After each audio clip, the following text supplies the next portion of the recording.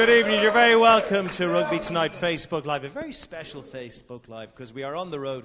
We've come to the Republic of Ireland. We're in Dublin and one of its most famous schools, Blackrock College. All the lads here, part of the boarding school, very excited because not a lot happens in boarding school on a Wednesday night, so this is quite a big deal for the lads. They are out of study. They get to ask a few questions, as do you tonight, so please do send your questions in to us here and we will get through them over the course of the next 15 or 20 minutes or so. This is a very famous school for many, many reasons. The likes of Bob Geldof, Ardal de Hanlon. The lights aren't paid for, but they'll come back. Someone run down and get the lights back on. Good lad. Just jump around a wee bit. We'll do it in the dark till it comes back on again. There you go. But primarily, this has always been seen as a bit of a rugby factory. Some of the biggest players in the game have come from Blackrock College. Most recently, of the Senior Cup winning team in 2013, look at that, a young Gary Ringrose now plying his trade in the centres for Ireland and Leinster, of course. It goes on and on. Hugo McNeil, Brendan Mullins, Fergus Slattery. If you're watching this, you're too young to know any of those guys, but you know a lot of these guys here. Geordie Murphy, captaining the cup-winning side in 2009, playing for Leinster in the Champions Cup this weekend. Alongside him, just look at this, Brendan Mackin. Plays in the centre for Wasps, injured in the weekend, unfortunately. He was on that cup-winning team. Even more, 2006, my word, look at that. Luke Fitzgerald.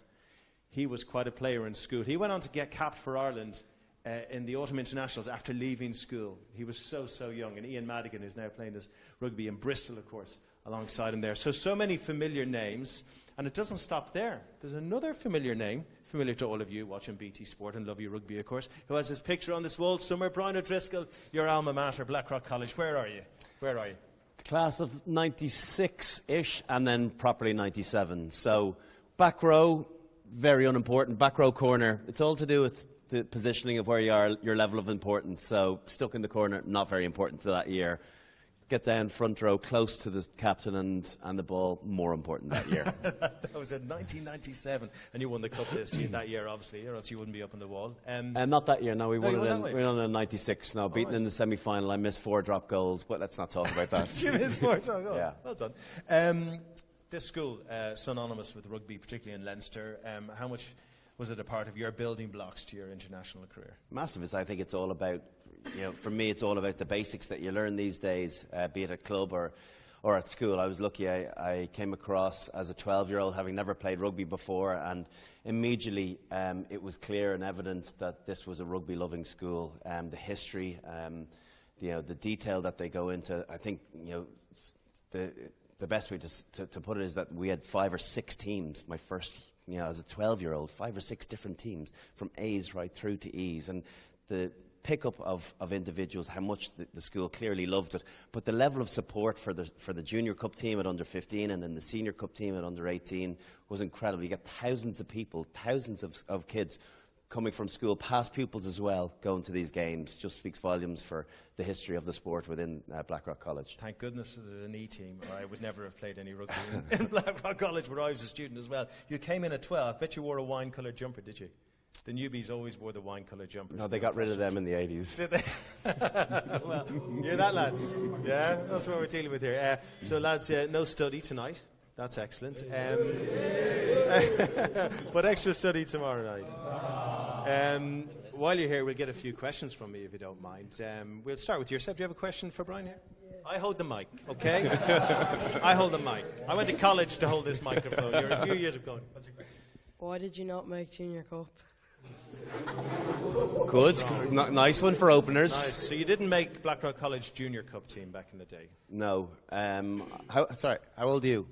14. 14. So I was about a foot smaller than you as a 15-year-old. Let's have it. So I'm looking comparatively to your friends here. You're not the tallest. Well, I was definitely not the tallest in my year. And as a result, I don't think I had a huge amount of confidence on the rugby playing field. That only really came with my growth spurt as a 16 or 17-year-old, and I realised that I could match it physically with the rest of my classmates and other schools. So, yeah, I was a bit of a slow developer, and, thankfully it came good in the end. On the plus side, you're about 2 weeks away from being taller than him. Okay. So it's going to okay. Lads, we'll get to your questions in a minute. Questions coming in on Facebook as well. Thank you so much for those. Jeff K on Twitter. Favourite Game of Thrones character, Brian? I've not seen an episode of Game of Thrones. No, not one. Not one. Really? Do you watch Game of I'm Thrones? not against. I'm waiting for it to be finished to do the full blast in like 1 week with no sleep. Okay. Okay. Who else has got a question for Brian? Yeah. Who's the scariest player you've ever played against? Scariest, I think, probably the late Jonah Lomu. He was frightening. Obviously, it was well documented his rise coming through in '95.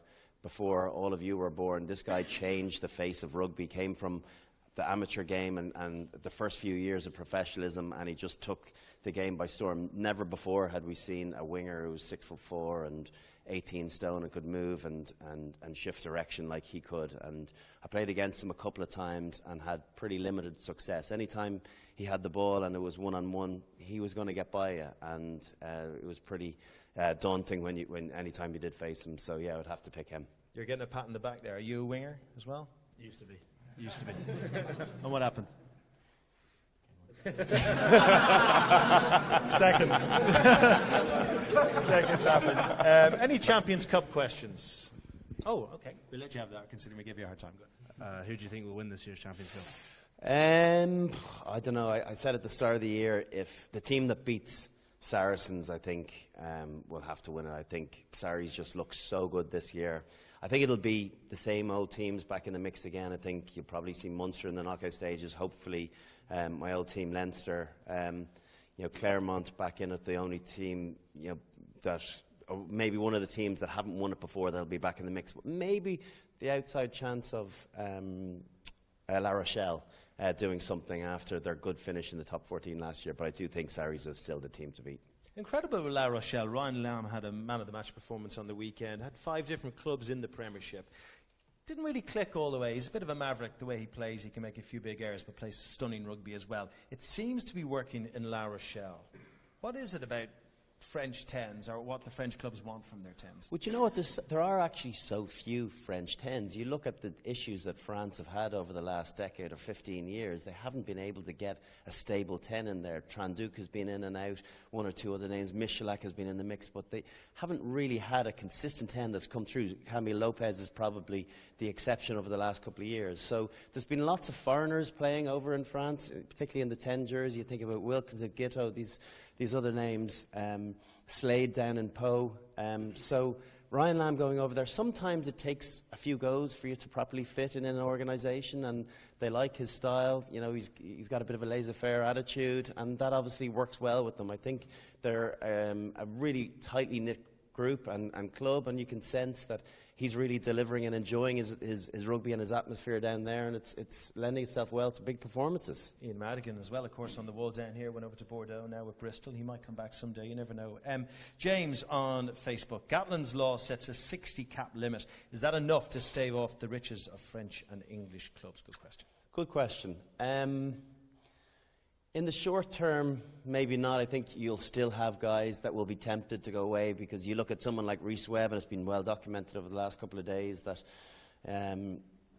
his offer put on by the Welsh Rugby Union and Ospreys was almost doubled by Toulon. And when you're talking about life-changing money like that, guy 28 years of age, young family, 3-year deal, 1.8 million, very, very hard to turn that money down. I do think in the longer term it'll work well for Wales, but for the shorter term, you are still going to have one or two guys definitely being tempted away from home. Anyone else got a question? I'll go. Oh, yes. Who is your most influential coach? Yeah, great one.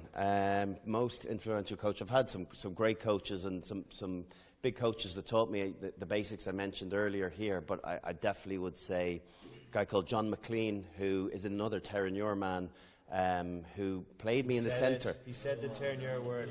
Played me in the centre for the first time as a 17-year-old in the Leinster Schools team. He'd already picked the 10 where I was playing. He said, "You're not going to get on at 10." A guy called Andy Dunn was going to play there, so I got moved into 12, and I never really looked back from that. On Facebook, Clive Richards, what do you consider the worst thing about rugby? Cheers, Clive. Good mood, are we? Good form. I think as a professional, it's the disappointments you have to put up with, particularly with injury. Whatever about the disappointments of a loss, you get over them. You share wins and losses with teammates, but you can feel a bit isolated as an individual when you get injured, and particularly if you've just come back from a long-term injury, you really feel sorry for the guys that then spend another 5 or 6 months out with a second one in quick succession. So that's the loneliest and most difficult part of dealing with being a professional rugby player, or just being a rugby player in general, I think. Loneliest time of your career had to be in the medical room on the Lions tour after doing your shoulder. Yeah, it was obviously a real low point. I think the realisation that the tour is over, first and foremost, you can't help out your teammates, and that you're going to be sidelined for a period of time. I think you always live in hope that there'll be some miracle where you'll be actually okay and you'll defy science, but that's never the case in those circumstances. And I went home, got my shoulder surgery, and one thing I would say is it was the best 6 months that I ever took out. There was talk of me coming back after 4 months or 5 months, and my surgeon, Jimmy Colville, said, no, you're going to take a full 6 months, and that extra month or two made all the difference to getting another 10 years afterwards. Any other questions here? Let's see. Yeah. Are you confident in Ireland's 2023 World Cup bid? Confident but uncertain. I think we gave a great presentation to World Rugby a few weeks ago, as I believe so did France and South Africa.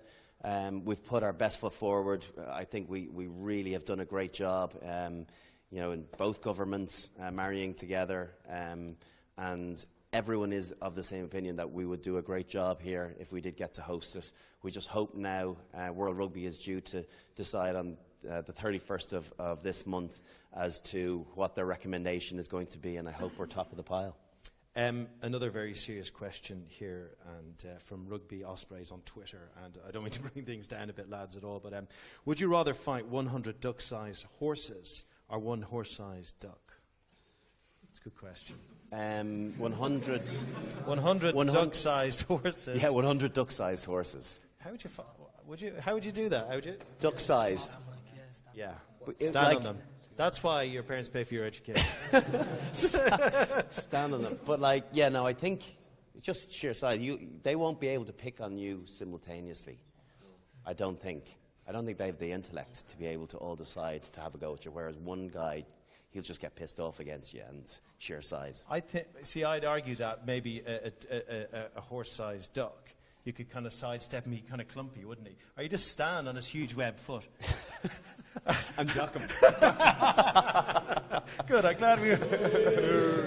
Just, you can't help yourself. Once back in the school corridors. We are in Blackrock College, by the way. This isn't some kind of weird kind of meeting. We're back in Brian's old alma mater, Blackrock College in Dublin. All the guys here are in the boarding school, and they're taking some time off study to ask a few questions. Any more questions for Brian? Yes?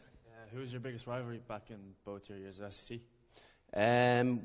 Belvedere were the team to beat in our year, but they didn't go and win the Senior Cup, so that was in '97. My first year, this was the well talked about dream team. There was 8 Irish internationals came out of that team, but we lost in a semi-final to Terenure, who went on to win the cup. So we thought it was Belvo, but in fact it was a sneaky Terenure that ended up being the one. Yeah. Actually, I must show you. Just have a little look here. Back in the heyday, on the team with you, Leo Cullen, the current boss of Leinster. Look alongside him. Bob Casey, big Bob Casey. Amazing, some of the names. Bob back in Ireland, of course. He's finished his time at London Irish. But Leo doing his thing here. Did Leo always have, do you think, the traits of a leader in schools rugby? Do you think he would end up doing what he's doing now at Leinster? Yeah, I think he was always a personality that people listened to, and he spoke. And he was a top quality player provincially, and then became a top quality international player. I think he probably, like everyone, evolved into the roles that he came through, and maybe he found himself as a coach before a head coach before he thought it was his time. But he's dealt with it incredibly well. He's gotten a great backroom team around him, and they're a pretty impressive unit right now. Raphael Holiv on Facebook. Raphael, thank you for your question. What do you think about Joshua Tuisova of Toulon? I like him. I think he's an animal. Radrada is another guy of Fijian extraction who's just come to Toulon, so he's just come from NRL. So I love Josh Tuisova. He was brilliant in in the Olympics a couple of years ago. He's a try machine and another guy that you would hate to have one-on-one, but I can just imagine, they've got Chris Ashton in there as well, but this guy Rodrada, who's come from Rugby League, him on one wing, Tuasova on the other, and then Chris Ashton on the bench. That's pretty powerful try-scoring triumvirate? Triumvirate, yeah. You're well done. You see? The education did work, all those thousands. Do you know, when I was about 14, I went there's a little toilet around the corner there called we used to call it the Atmo, because it was always full of cigarette smoke, and I went in with a mate of mine, Steve Morgan, for a quick fag, and as I ran out, because we thought someone was coming, I smashed my glasses, and I never replaced them, and I'm suffering to this day for having a fag in the Atmo all those years ago, because I can't read anything on this, but I thought this said, come on, you all did it. I thought it said Ricky Flutely, this question, but it's Ricky Tahir, and he asks, who was the one player you really wanted to put a big hit on? Leon Lloyd from Leicester. There was always a good bit of niggle with him, so we always tried a bit of to get one over on one another. He probably got the last shot in on me in 2005 in a semi-final last time we played. But Marcus Horan was another one. Marcus Horan, towards the end of my career, who played for Munster, was an Ireland teammate of mine. I got me in a really cheap shot in a Celtic League final, and I hunted him down for 4 years afterwards. I could never get that shot in, so I went looking for him, but no joy. I met Marcus recently. You wouldn't want to hit him now. The rebound would be pretty massive. Austin Healy. Ooh, you missed that one. You missed an opportunity. Austin Healy, though? I mean, because of yourself and Austin. Listen, you can only give a guy so many hidings in your lifetime, so no, listen. Austin Healy's still it's like bullying. But Austin Healy's still one of the greatest European players ever. We forget that. I mean, he was, I say with some reluctance, he really was. And the manner in which Leicester managed to win that final in Paris against Stade Francais, him at 10, he conjured something up out of nowhere, went with the old school dummy switch, and made a break himself, and then still a great quality pass to Leon Lloyd, my nemesis. Was pure class, and he was a top class club player and a pretty good international player too. The fact he could play 9, 10, I'm sure he played in the centres. He was unbelievable on the bench as well. Unbelievable on the bench. Any of you guys, any scrum halves here? Any 10s? Anyone who plays? Any utility backs? No? Yeah. And how do you find that? Because in school, I guess now you watch players now and you go, we don't know whether he's a 10 or whether he's a 9, whether he's a 12 or 13. Does that bother you at all? No, I think it's okay. Being able to play 9, 10, and a bit of 15 as well. So I enjoy being able to play a few different positions. You see, I think this is it's really important that we don't pigeonhole our younger players. How old are you? Sorry.